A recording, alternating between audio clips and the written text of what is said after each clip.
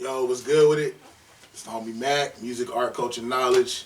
Reporting live from the Dogon. Got the homie. I'll let him introduce himself. Yeah, Brian RASHAD, man, here chilling with my homie down here at the Dogon. Invited me down to have this discussion on Outkast, which happens to be not one, but definitely my favorite, not only rap act, but musical act. So happy to come down here to discuss with him.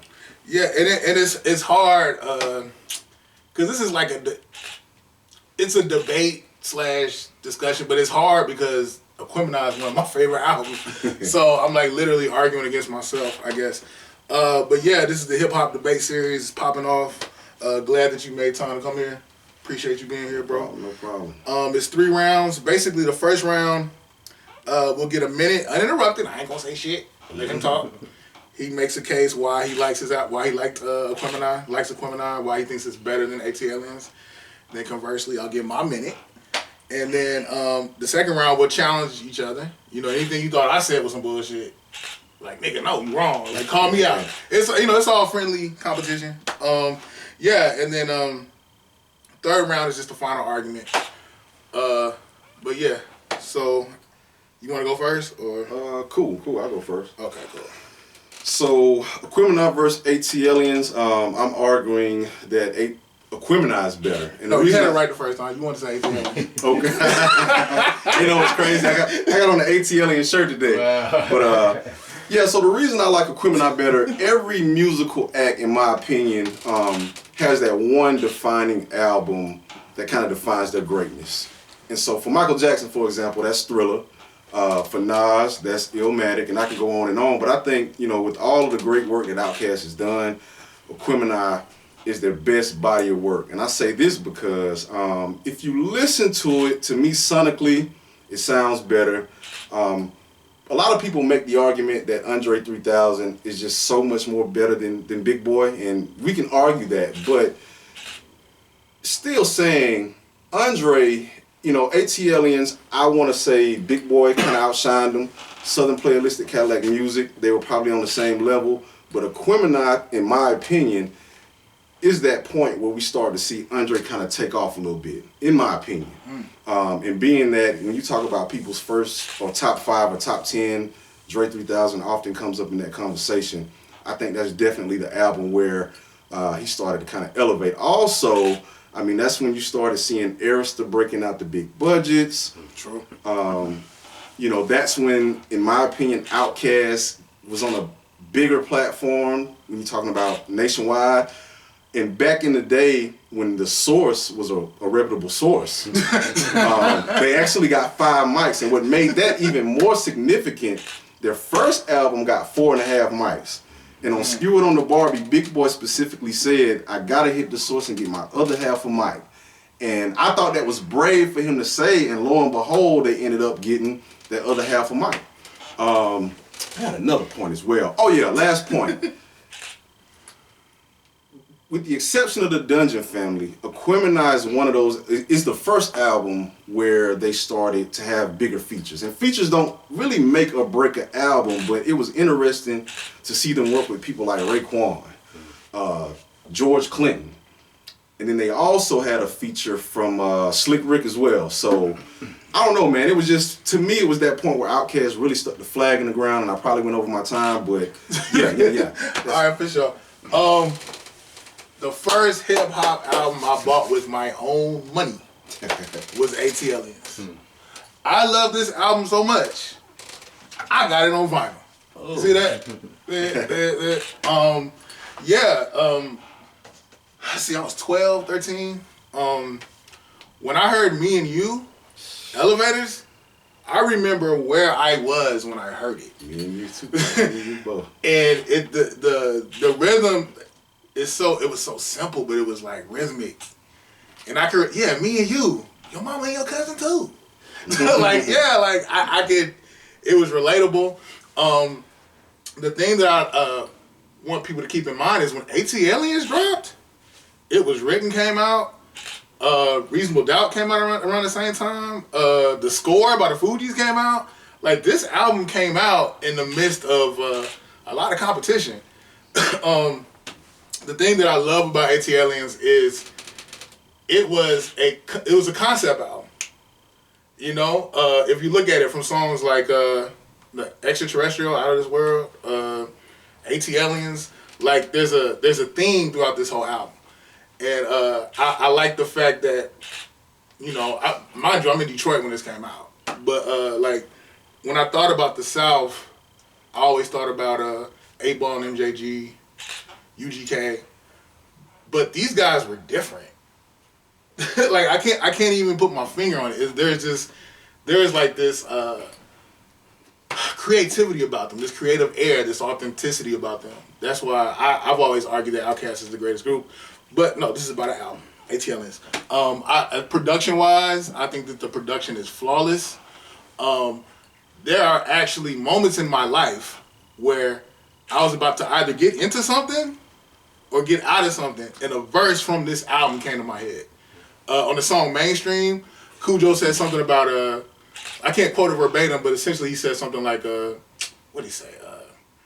Basically, if I make this mistake, I can't take it back. So I can't even think of it verbatim, but the essence of it is just essentially being self-aware and being cautious of your decisions. And I think the thing that's dope about this album, again, it's socially aware, it's not thugged out, but it's got hood elements to it, and it's not preachy. You know, it's just like your cool ass uncle that's just like, yo, if you go down this street, this is what the fuck gonna happen to you. But I ain't trying to sway you either way, but just know the bullshit is coming. So yeah, Atliens. So, you know, it was hard for me because Outkast is my favorite musical act, period. And similar to you, the first CD I ever got, when I first got my CD player in '94, was a Southern Playalistic Cadillac Music. Okay. So what intrigued me so much about Outkast was at the time, the West Coast was just crazy. Like the West Coast had it on lock. Yeah. Then the East Coast started coming back. You know, Biggie did his thing, and then Nas did his thing. But what intrigued me so much about Outkast was the only thing coming out of Georgia specifically was bass music for the most part. We had Criss Cross, maybe another few acts that I can't remember, but most of it was bass music. And to hear Outkast come out the way they did, it was mind blowing. Like, you know, I'm from Georgia. Not Atlanta specifically, but it was still mind-blowing to me, like, yo, these dudes are 3 hours up the road making this type of music. Like, it was crazy. So it's hard for me, I said all that to say, it's even hard for me to debate against Atliens, because great album, one of my favorites as well, I own that one as well.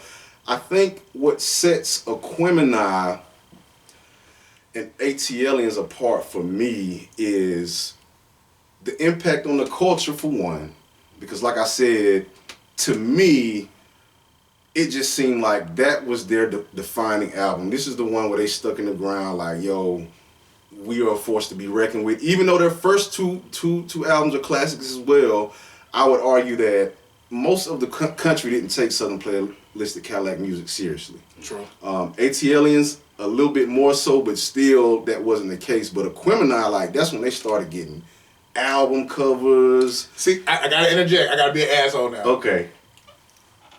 Dre was fucked up in the head when they made Aquemini. He was heartbroken.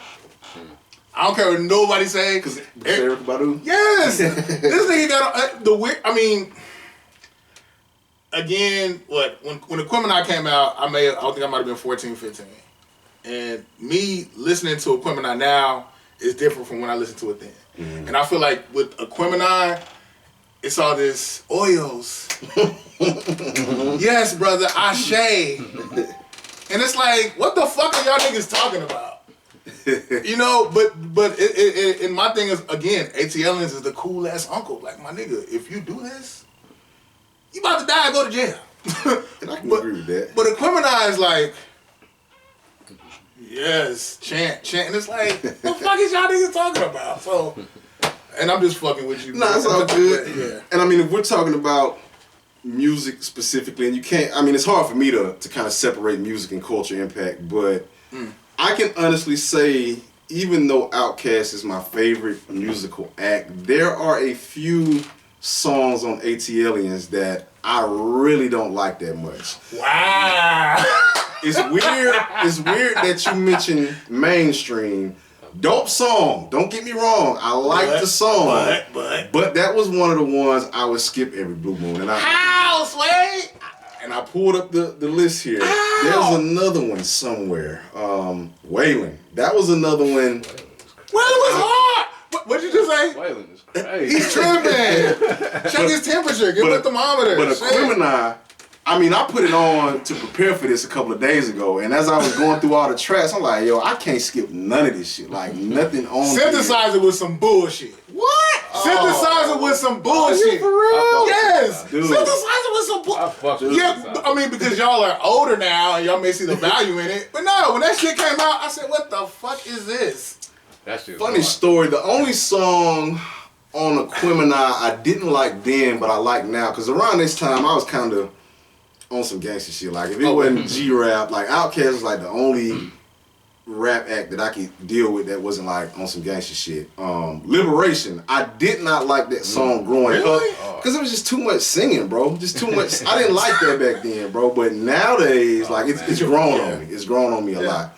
So that's, I mean, it's hard for me to put one over the other, but I can honestly say for me, Atliens had a few more skippers than Aquemini did. I don't know. Again, I feel like I'm arguing against myself with this because Aquemini is dope.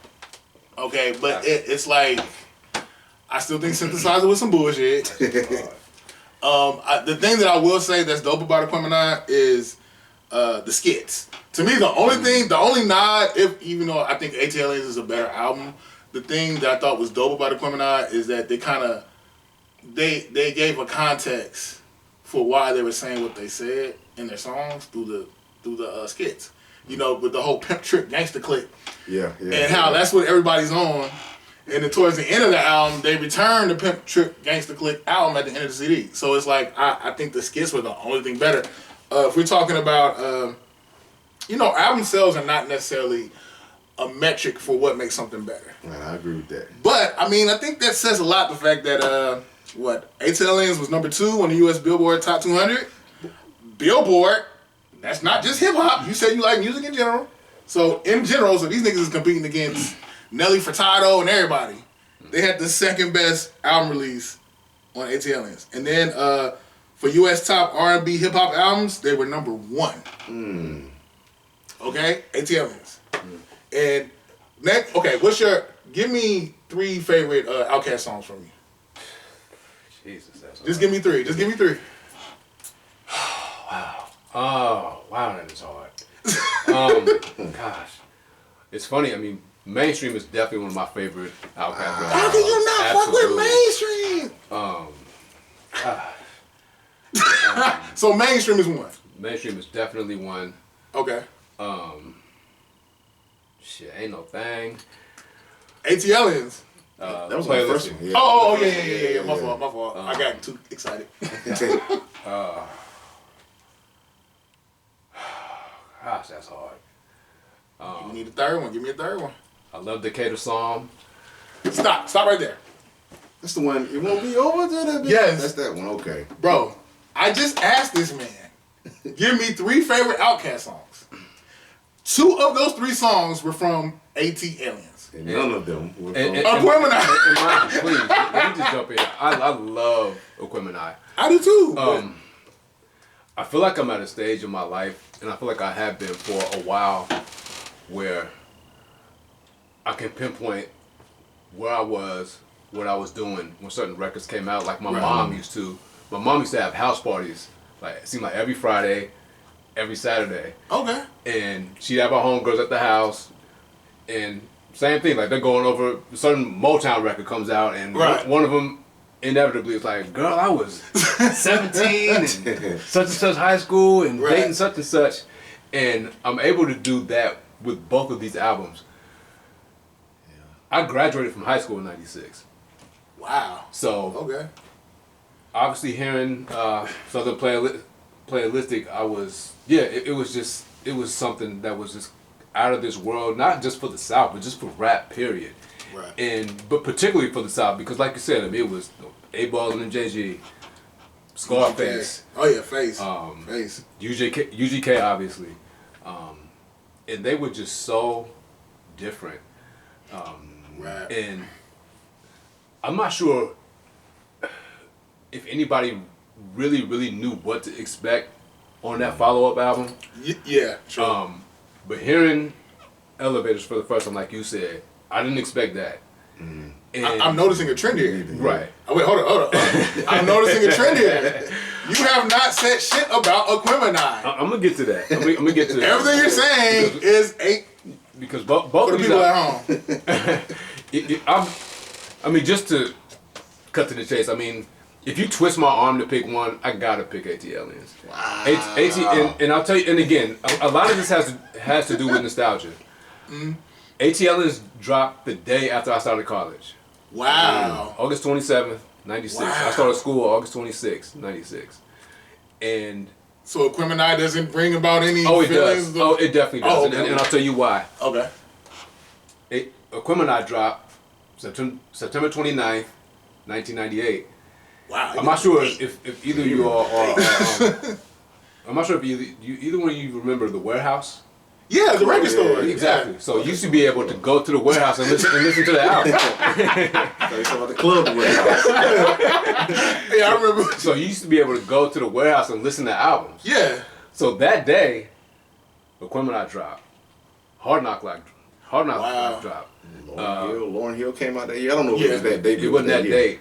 Definitely that year though. Tribe, Love Movement dropped. Love Movement. Okay, yeah. R.I.P. So, Dilla. yeah, right. So listening to all of those albums, Aquemini was definitely the one that stood out, obviously, over the rest. I've got Outkast in my top 3. We talked about this early on. And I've got Outkast, Tribe, Public Enemy is my top 3. I think the thing about... Chuck D is tripping right now. Yeah, he is. True story. I think the thing for me that stands out about Outkast and Tribe particularly, they have such a great body of work to me